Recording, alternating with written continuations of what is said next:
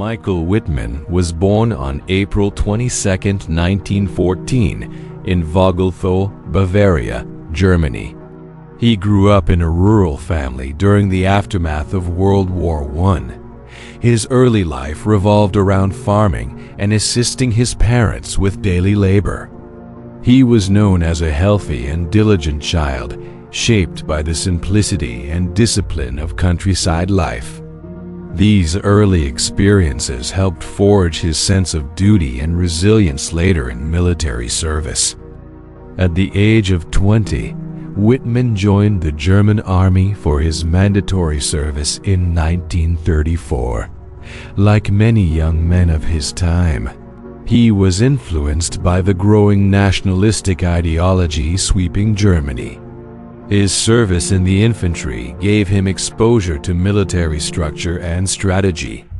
After completing initial training, he was drawn to the more elite units of the German armed forces, seeking a greater sense of purpose and challenge.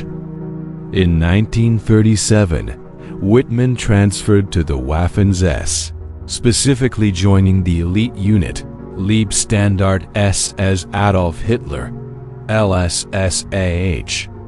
This unit served as Hitler's personal guard and later evolved into a frontline panzer division. Entry into the LSSAH required exceptional physical condition and unwavering loyalty. Wittmann's performance and discipline impressed his superiors, and he soon became part of the reconnaissance unit operating armored scout vehicles. During the early years of World War II, Wittmann participated in Germany's invasions of Poland, France, and Greece. His skills as an armored vehicle operator were sharpened through real combat. These early campaigns laid the foundation for his development into a renowned tank commander.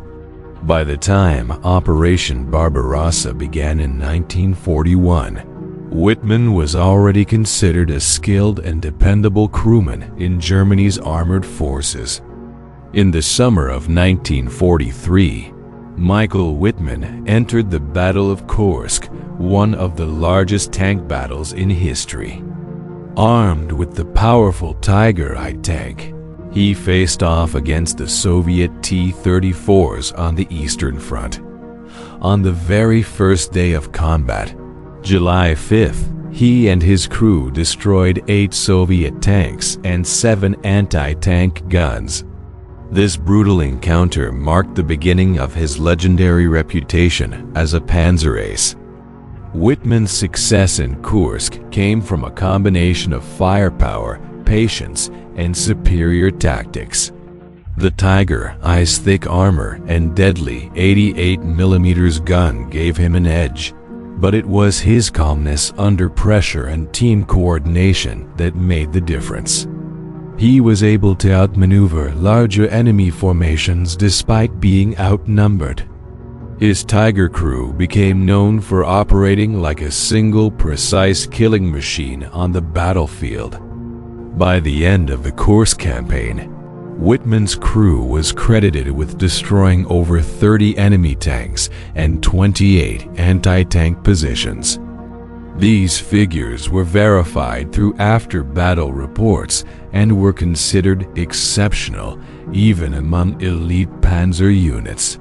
His leadership and results quickly caught the attention of German High Command. He was awarded the Knight's Cross of the Iron Cross, one of the highest honors in the Nazi military system. In early 1944, Wittmann's confirmed kills reached 66 tanks, making him one of the most successful tank commanders on the Eastern Front. This earned him further promotion and recognition. His battlefield prowess was now used not only for frontline action, but also as propaganda to inspire German troops. He became a living symbol of German armored strength during a time when morale was starting to crack under Soviet pressure. With his rising fame and combat achievements, Michael Wittmann was officially recognized as a Panzer is a term used to honor tank commanders with exceptional kill records. By mid-1944, his confirmed tally included at least 117 destroyed tanks and dozens of anti-tank guns. These numbers set him apart from nearly every other tank commander in the German army, earning him elite status among Waffen-SS officers. Wittmann was awarded the Knight's Cross with oak leaves, and later, with swords, one of Nazi Germany's highest military decorations. These honors were reserved for only the most heroic and effective soldiers.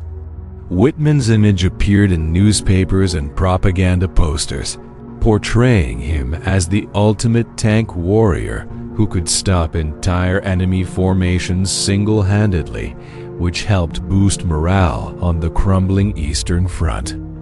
His ability to maintain composure under pressure, combined with pinpoint shooting and seamless coordination with his crew, turned him into a battlefield legend. Wittmann was known for making aggressive moves with calculated risk, often putting himself at the front line. His WWII tank, with its superior armor and firepower, became a feared presence across Soviet lines. Crews would report his tank's appearance with dread. Some military historians suggest that Wittmann's skill alone wasn't the only factor behind his success.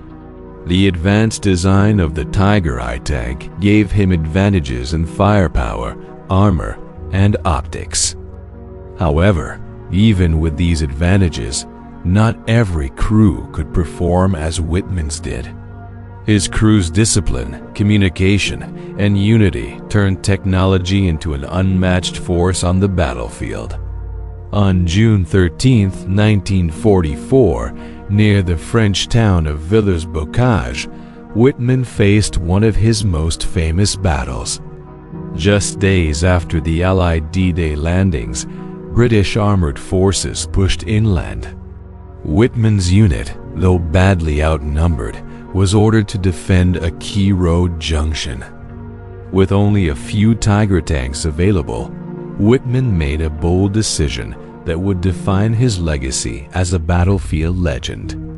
Rather than wait in defense, Wittmann launched a surprise solo attack into the flank of an advancing British column. In under 15 minutes, his WWII destroyed 14 tanks, 15 transport vehicles, and 2 anti-tank guns. The shock and chaos this caused were immediate. British forces were caught off guard, with many soldiers abandoning their vehicles and fleeing on foot under heavy fire. Eyewitnesses reported that Wittmann's Tiger stormed down the road, firing at everything in sight. His actions created confusion and halted the entire Allied advance through the village. This brief but brutal assault forced the British to retreat and gave German forces valuable time to regroup. For his courage and daring maneuver, Wittmann received further recognition from the German High Command. Military experts later called the ambush one of the most effective single-handed tank actions in history. Though exact kill counts vary, what's clear is that Wittmann's attack at Villers-Bocage delayed Allied operations in Normandy. His tank was later disabled, but he and his crew escaped on foot. The wreckage along the road told the story better than any report could. In early August 1944, the Allies began pushing out from Normandy. Wittmann, now a decorated SS captain, was part of a small force trying to delay their advance. On August 8th, his unit launched a counterattack near Saint-Étienne-de-Cramasnil. Unbeknownst to them, British and Canadian tanks were hidden in nearby woods and behind stone walls, waiting in ambush with superior firepower. As Wittmann's group of Tiger tanks moved down a narrow road, Allied gunners opened fire from both sides. Using Sherman Firefly tanks equipped with powerful 17-pounder guns, the Allies targeted Wittmann's vehicle. One shell pierced the Tiger's armor and caused a massive explosion. Witnesses saw the turret blow off and the tank burst into flames. Wittmann and his crew were killed instantly. His body was buried alongside his men at La Cam Military Cemetery in France. For decades, rumors surrounded his death. Some believe aircraft were responsible, others claimed it was sabotage. But post-war investigations confirmed that a British tank crew from the Northamptonshire Yeomanry likely delivered the fatal shot. The site remains a memorial to this day. Wittmann's death marked the end of one of Nazi Germany's most famous tank commanders. By the time he died, he had destroyed 138 enemy tanks and over 130 anti-tank guns. His tactical instincts, aggression, and calm leadership under fire earned him both fear and admiration. Though his legacy is also tied to the Waffen-SS, a controversial and ideologically driven unit. Michael Wittmann is widely remembered as one of the most successful tank commanders of World War II, with 138 confirmed tank kills and more than 130 anti-tank guns destroyed. His record places him among the highest-scoring tank aces in military history.